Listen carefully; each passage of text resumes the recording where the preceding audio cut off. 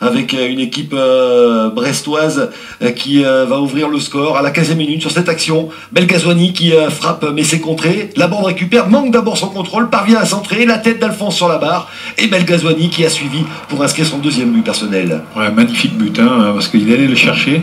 Là on le voit en début de l'action. Là Alphonse va mettre cette tête sur la transversale au premier poteau et Belghazouani qui s'envole dans les airs pour se matcher ce ballon dans les buts de Ludovic Butel. Brest qui aura bien négocié la première période, mais qui va subir dangereusement au cours de la seconde avec cette équipe angevine qui va pousser. Mais en fin de première période, il y aura cette action avec ce ballon de Belghazouani dans la profondeur pour Alexandre Alphonse qui va tenter le lob. Il a vu Butel avancer. Et il manque son geste, c'est trop croisé, mais c'était le geste à tenter. Ouais, le geste était vraiment celui-là. Malheureusement, il n'a pas cadré, et sinon ça aurait fait la différence. Et ça aurait pu être justement l'ouverture, enfin le deuxième but des Brestois. Match sous haute tension pour les deux entraîneurs, match important avec l'équipe angevine qui réagit en seconde période. On va retrouver Jonathan Kodjia ici qui vient au contact sur Alexis Thébault et derrière la frappe qui est repoussée, la frappe de Keita par Ismaël Traoré, déterminant sur ce coup-là le défenseur brestois. Ouais, il est bien resté sur place, sur les appuis, et il évite justement d'encaisser ce but. Et là on voit le pénalty, le pénalty qui est discutable, mais bon, on répète, ça va tellement vite pour les arbitres, c'est très compliqué.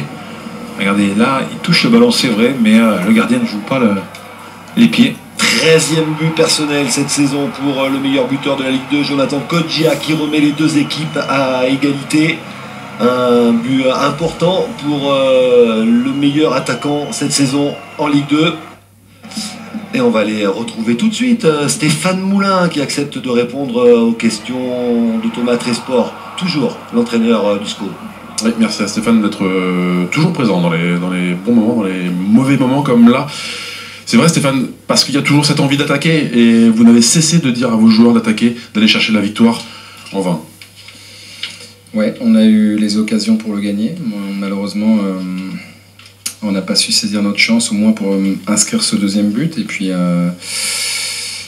on commet une erreur de placement sur le deuxième, et malheureusement qui nous coûte cher, avec encore un but contre notre camp. On a déjà mis un la semaine dernière.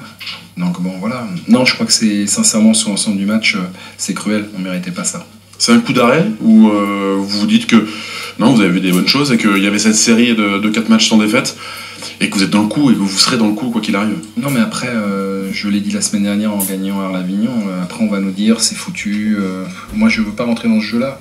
Aujourd'hui on avait du retard à la trêve, on l'a diminué de moitié parce qu'on était à 8 points, aujourd'hui on est à 4 points du 3e. Voilà, ça peut aller très vite dans ce championnat, on le sait, mais c'est vrai que ce soir on a manqué l'essentiel, quoi. Voilà, au pire on aurait fait match nul, c'était quand même plus intéressant. Brest nous prend 3 points ce soir, et ce soir ils sont heureux de ça, ce qui est bien normal, mais ils sont heureux dans tous les sens du terme. On a l'impression d'avoir vu plusieurs rencontres du SCO dans le même match en fait, avec des débuts un peu timides, une équipe à réaction, et puis une équipe qui peut l'emporter au final.